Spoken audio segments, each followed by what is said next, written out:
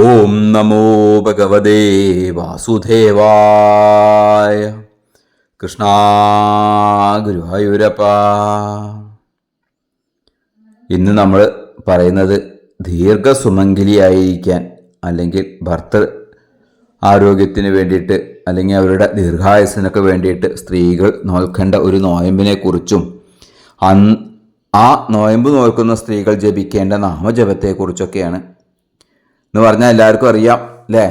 ദീർഘസുമംഗലിയായിരിക്കുക അല്ലെങ്കിൽ ദാമ്പത്യത്തിനൊക്കെ വേണ്ടിയിട്ട് നമ്മൾ പ്രാർത്ഥിക്കേണ്ടത് ആരെയാണ്? ശിവഭഗവാനെയാണ് അല്ലേ? ശിവഭഗവാനെ മാത്രം പ്രാർത്ഥിച്ചാൽ മതിയോ? പോരാ, ഒപ്പം പാർവതീദേവിയെ കൂടി പ്രാർത്ഥിക്കണം അല്ലേ? ലോക പിതാ മാത ആണ് എന്താണ് ഭഗവാൻ പരമശിവനും പാർവതീദേവി എന്നൊക്കെ നമുക്കറിയാം അല്ലേ? അങ്ങനെയാണല്ലോ. അപ്പോൾ ശിവഭഗവാനെ നമ്മൾ പ്രാർത്ഥിക്കുന്നതിൻ്റെ ഒപ്പം തന്നെ ലോകമാതാവ് പാർവതീദേവിയെ കൂടി നമ്മൾ പ്രാർത്ഥിക്കണം അല്ലേ? അപ്പോൾ നമ്മൾ തിങ്കളാഴ്ച വ്രതത്തെക്കുറിച്ചിട്ട് തന്നെയാണ് പറയുന്നതേ. തിങ്കളാഴ്ച വ്രതം എന്ന് പറഞ്ഞു വെച്ചാൽ എല്ലാവരും വിചാരിക്കുക എന്താണ്? തിങ്കളാഴ്ച വ്രതം എടുക്കുന്നത് നല്ല ഭർത്താവിനെ കിട്ടാൻ വേണ്ടിയിട്ട് അല്ലേ? നല്ല നല്ല വിവാഹബന്ധങ്ങൾ വന്ന് ചേരാൻ വേണ്ടിയിട്ട് ഇതിനൊക്കെ തന്നെയാണ് തിങ്കളാഴ്ച വ്രതം എടുക്കുക. സംശയമൊന്നുമില്ല കാര്യത്തിൽ. എന്നാൽ വിവാഹം കഴിഞ്ഞിട്ടുള്ള സ്ത്രീകളോ? വിവാഹം കഴിഞ്ഞിട്ടുള്ള സ്ത്രീകൾ തിങ്കളാഴ്ച വ്രതം എടുക്കുക എന്ന് പറയുന്നത് ഭർത്താവിൻ്റെ ദീർഘായുസിന് വേണ്ടിയിട്ടാണ് അല്ലേ? ദീർഘസുമംഗലിയായിരിക്കുക, ശിവപാർവതി പോലെ സുമംഗലിയായി ദീർഘകാലം ഭർത്താവിനോടൊപ്പം ജീവിക്കുക, അതൊക്കെയാണല്ലോ എല്ലാ സ്ത്രീകളുടെയും ഒരു ആഗ്രഹം എന്ന് പറയുന്നത്. അത് മാത്രമല്ല, ഈ ദീർഘസുമംഗലിയായിരിക്കുക എന്നതിനോടൊപ്പം തന്നെ സന്തോഷത്തോടെ സ്നേഹത്തോടെ ജീവിക്കുക എന്നും കൂടിയുണ്ട് അല്ലേ? അങ്ങനെയാണല്ലോ ഇന്നത്തെ കാലഘട്ടത്തിൽ നമുക്കറിയാം. എവിടെയാ എല്ലാവരും പരസ്പര ദേഷ്യത്തിലും അല്ലേ? അങ്ങനെയൊക്കെയാണ്. എന്നാൽ കുടുംബത്തിൽ ഐക്യം ഉണ്ടാവുക, അങ്ങോട്ടും ഇങ്ങോട്ടും പരസ്പര വിശ്വാസവും സ്നേഹവും ഒക്കെ വളർത്തിയെടുക്കുക, അതൊക്കെ ദൈവിക ചിന്തയിലൂടെ ദൈവിക പ്രാർത്ഥനയിലൂടെയൊക്കെ നടക്കും അല്ലേ?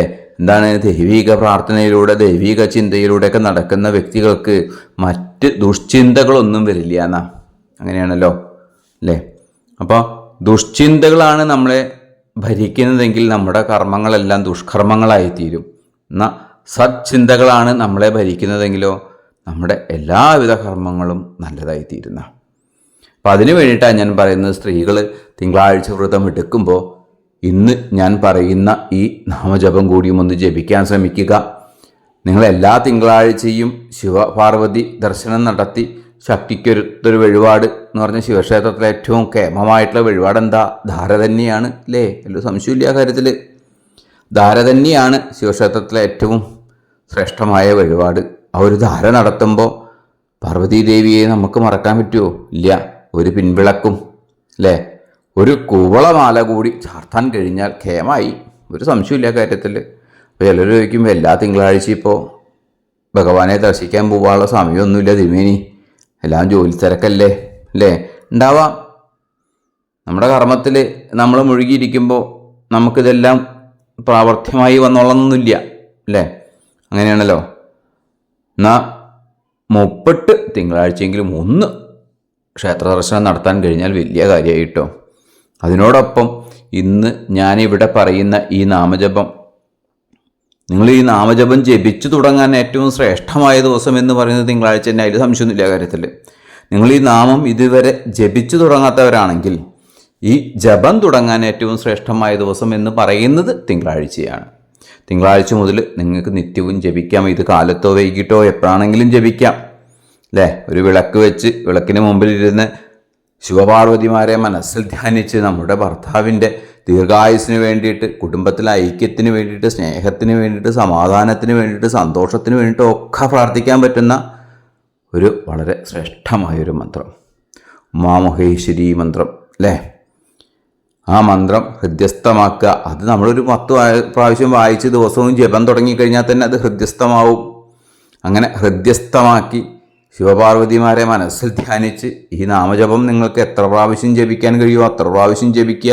ഇതിനൊരു ജപസംഖ്യയൊന്നും നിങ്ങൾ മനസ്സിൽ കണക്കാക്കണ്ട. എത്ര പ്രാവശ്യം ജപിക്കാൻ കഴിയുമോ അത്ര പ്രാവശ്യം ജപിച്ച് ശിവപാർവതിമാരുടെ അടുത്ത് ഭർത്താവിൻ്റെ ദീർഘായുസിന്, കുടുംബത്തിൻ്റെ സമാധാനത്തിന്, ഐക്യത്തിന്, സന്തോഷത്തിന്, സ്നേഹത്തിനൊക്കെ വേണ്ടിയിട്ട് പ്രാർത്ഥിക്കുക.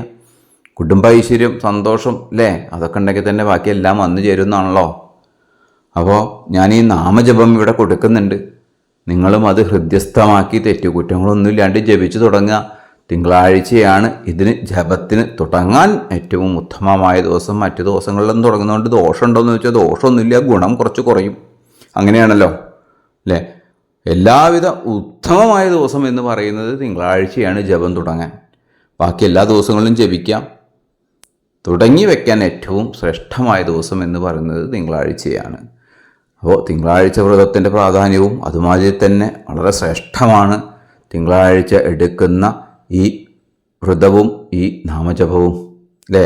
ഭർത്തൃ ദീർഘായുസിന് വേണ്ടിയിട്ട്, അസുഖങ്ങളൊന്നും ഇല്ലാതിരിക്കാൻ വേണ്ടിയിട്ട് എടുക്കുന്ന ഈ വ്രതവും ഈ നാമജപവും അത് വിവാഹം കഴിഞ്ഞിട്ടുള്ള സ്ത്രീകൾക്കാണ് പറഞ്ഞിരിക്കുന്നത് അല്ലേ? അവർ എന്തായാലും ഒരു ഉപേക്ഷയും വിചാരിക്കാതെ ഈ നാമജപം ജപിക്കാൻ തുടങ്ങുക. ഞാനിവിടെ ഈ നാമജപം കൊടുക്കുന്നുണ്ട്, നിങ്ങളും ജപിച്ചു തുടങ്ങിക്കോളൂ. ഓം ഹ്രീം പാർവതേ മഹേശ്വരേ വിശാലാക്ഷേ ഹ്രീം നമഃ.